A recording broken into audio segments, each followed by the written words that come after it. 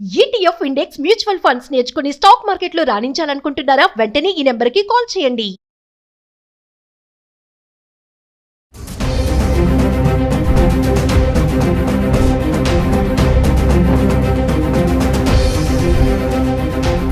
నమస్తే, welcome back to Suman TV. ప్రస్తుతం మనతో పాటు ఉన్నారు consumers affairs committee chairman Mandari Krishna Reddy గారు. నమస్తే సార్. నమస్తే అమ్మా. సార్, బంగారం ధరలు చూసుకుంటే అంటే 2027కి బంగారం ధర అనేది 2 లక్షలకి వెళ్ళిపోతుందా, లేదు అంటే 70,000 వరకు పడిపోతుందా? ఎందుకు హెచ్చు తగ్గులు కనిపిస్తున్నాయి అంటే ఒకసారి దాని గురించి మాట్లాడుకుంటే సార్. 2027 నాటికి ఎవ్వరు కూడా బంగారాన్ని ప్రిడిక్ట్ చేయగలిగారు ఈ ప్రపంచంలో ఎవరు లేరు. ఎవరైనా జోష్యం చెప్తే చెప్పాల్సింది తప్ప ఎవరు కూడా చెప్పలేరు. కానీ సమీప భవిష్యత్తులో ఉండే పరిస్థితులు మనం చూసినట్టయితే, ఒకటి, యుద్ధాలన్నీ కూడా దాదాపు ఇప్పుడు మనం చూసాం. ఏ యుద్ధాలు జరిగాయో మనం చూసాం. ఇజ్రాయెల్కి ఇరాన్కి మధ్యలో జరిగినట్టు యుద్ధం మనం చూసాము. ఇజ్రాయెల్కి మనకి గాజాకు మధ్యలో జరిగిన యుద్ధం మనం చూసాము. తర్వాత మనకు దాంతోపాటు రష్యాకి మనకు ఇది రష్యా నుంచి చేస్తున్న యుద్ధం, ఇవన్నీ మనం చూసాం. ఈ యుద్ధాలన్నీ చూసిన తర్వాత ఇప్పుడు ఏమవుతుందంటే, ఇంకొక కొద్ది రోజుల్లోనే ఇప్పటికే మనకు ఇజ్రాయెల్ ఇరాన్ మధ్య యుద్ధం పూర్తిగా సమసిపోయింది. వాళ్ళ మధ్య కాంప్రమైజేషన్ వచ్చేసింది. గాజా యుద్ధం కూడా ఈ 2-3 రోజుల్లో ముగిసేటట్టు కనబడుతోంది. ఈ యుద్ధాలు పోయిన తర్వాత రష్యా యుద్ధం కూడా ఆగడానికి అవకాశాలు ఏర్పడుతున్నాయి. యుద్ధాలు అనేవి ఎప్పుడైతే లేకుండా పోతాయో బంగారం రేటు తగ్గడానికి ఆస్కారం ఎక్కువగా ఉంది అనేది ఒకటి. రెండోది, స్టాక్ మార్కెట్లు కూడా ఫ్లక్చువేషన్ నుంచి స్టాండర్డ్ పొజిషన్కి వస్తే, అంటే పెరుగుదలే లక్ష్యంగా ఉండే పరిస్థితి ఏర్పడినప్పుడు ఎక్కువ మంది స్టాక్ మార్కెట్లో పెట్టుబడి పెట్టే ప్రయత్నం చేస్తారు. బంగారంలో పెట్టడానికి చాలా మంది వెనుకాడతారు. అప్పుడు ఏమవుతుందంటే బంగారం ధరలు తగ్గడానికి పాసిబిలిటీస్ ఉంటాయి. రేట్ ఎక్కువ పెరగడం వల్ల కూడా చాలా మంది గోల్డ్ కొనడం అనేది మానేశారు. దానివల్ల కూడా రేట్లు తగ్గేటువంటి పరిస్థితులు కనబడుతున్నాయి. ఇది ఒక 70-75 వేల వరకు వెళ్ళేటట్టుగా ఒక అవకాశం కనబడుతుంది. అంటే మనం చూస్తున్న నిపుణుల ఆలోచన ప్రకారంగా, అంచనాల ప్రకారంగా ఆలోచిస్తే పెరగడం కన్నా కొంచెం తగ్గుదల పడే అవకాశమే.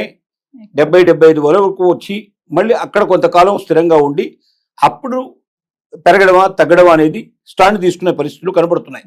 అంటే ప్రపంచ గోల్డ్ నిపుణులు అందరూ భావిస్తున్న విషయం, ఇంకా గోల్డ్ రేటు తగ్గొచ్చు కొంచెం అనేటిది భావనలో ఉన్నారు. గోల్డ్ రేటు తగ్గితే డెఫినెట్గా దాని ప్రభావం చాలా మీద ఉంటుంది. ప్రభుత్వాలు కూడా ఇప్పుడు గోల్డ్ కొనాలనే ఆలోచన ఇమీడియట్గా పెద్దగా లేదు. వీటన్నిటిని దృష్టిలో పెట్టుకొని తగ్గొచ్చు. ఇప్పుడు ఆషాఢ మాసంలో పెద్దగా కొనుక్కునే వాళ్ళు లేకపోవచ్చు, కానీ ఇంకా నెక్స్ట్ మళ్ళీ పెళ్లి సీజన్ అనేవి స్టార్ట్ అవుతున్నాయి, పెళ్లిళ్ళకి అవుతున్నాయి. కాబట్టి పెళ్లిళ్ళకి, పండుగలకి, ఫంక్షన్లకి వాటి కూడా కొనుక్కునే అవకాశాలు ఉంటాయి. 2027 నాటికి మనం చెప్పలేం, కానీ ఈ 2-3 మాసాలు ఈ సంవత్సరం లోపల ఇంకొక 2025 లోపలే మనం చూసినట్టయితే 2-3 మాసాలు, 4 మాసాల లోపల మాత్రం కొంత మార్పు వచ్చే అవకాశాలు కనబడుతున్నాయి. 70-75,000 వరకు వెళ్ళి అక్కడ ఆగి కొన్నాళ్ళు అక్కడ ఉండి ఆ తర్వాత అది పెరగడమా తగ్గడం అనేది ఎటుటర్న్ తీసుకుంటుంది. ఎందుకంటే ఎప్పుడు ఈ ప్రపంచంలో ఏ దేశం మధ్య యుద్ధం వస్తుందో ఎవరు చెప్పలేరు. ఎప్పుడు ఉప్పొంగి సముద్రాలు పొంగుతాయో, ఎప్పుడు ప్రమాణమైనటువంటి వర్షాలు వస్తాయో, ఎప్పుడు ఏ నగరం మునిగిపోతుందో కూడా చెప్పగలిగే పరిస్థితి లేదు. ఇప్పుడు జపాన్ గురించి ఒక ప్రిడిక్ట్ చేసేటువంటి ఒక పెద్ద అక్కడ ప్రపంచంలోనే ఏ సంఘటనలు జరిగినా చెప్పేటువంటి కొంతమంది జ్యోతిష్యులు అక్కడ చెప్పారు. ఆ చెప్పిన దాని ప్రకారంగా ఇప్పుడు జపాన్ మునిగిపోయే అవకాశం ఉంది. కంప్లీట్గా లావా ప్రవహించి జపానే కర్మగైపోతుంది అన్నట్టుగా భయపడుతున్నారు అక్కడ.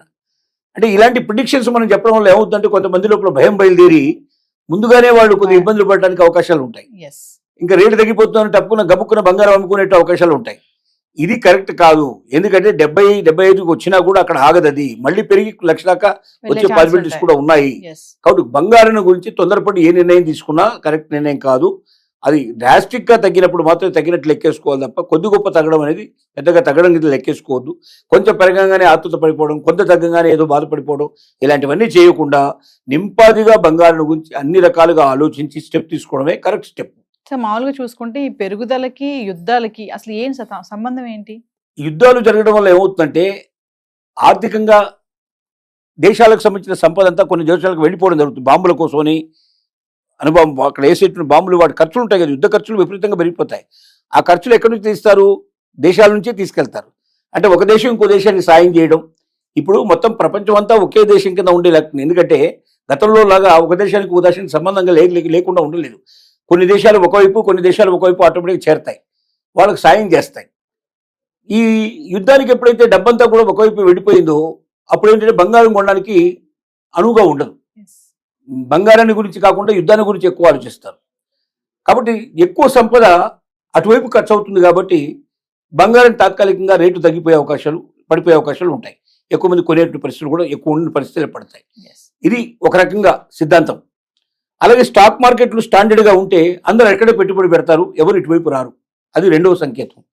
డాలర్ స్ట్రాంగ్గా ఉంటే కూడా కొన్ని మార్పులు వచ్చే అవకాశాలు ఉంటాయి. డాలర్ విలువ పడిపోతే కొన్ని మార్పులు వచ్చే అవకాశాలు ఉంటాయి. ఇవన్నీ బంగారం మీద ఎఫెక్ట్ ఇస్తాయి. Thank you.